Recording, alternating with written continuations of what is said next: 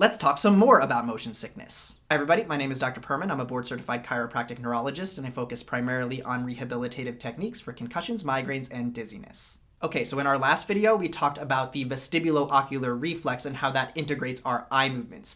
Rehabilitating the vestibuloocular reflex is very important when it comes to motion sickness rehab, but there is more to it than that. Today, we're going to talk about the cervico-ocular reflex. Now, if you didn't watch the video on the vestibuloocular reflex, make sure you go check that out because it's important when we're talking about this here, because the cervico-ocular reflex is very similar to our vestibuloocular reflex, except rather than taking in information from the inner ears to coordinate our eye movements, we're taking in information from our neck muscles. So there are sensors in all of your muscles, joints, skin, and fascia called proprioceptors. More specifically, we're talking today about a category of proprioceptors called mechanoreceptors.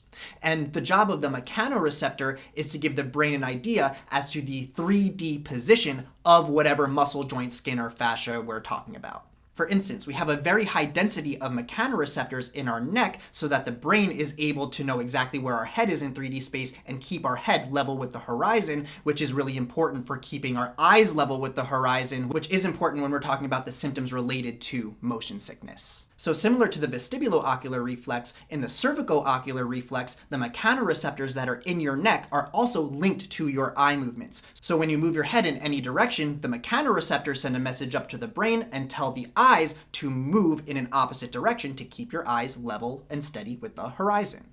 If the cervico-ocular reflex isn't doing its job correctly, every time you move your head, your eyes aren't moving in that equal and opposite direction, which can lead to the symptoms of motion sickness. Okay, now that we understand a little bit more about what the vestibuloocular reflex is and what the cervico-ocular reflex is, we're ready to get into motion sickness as a condition. We're going to save that for the next video. So make sure to follow along, leave a comment below if you have any other questions, and we will see you next time.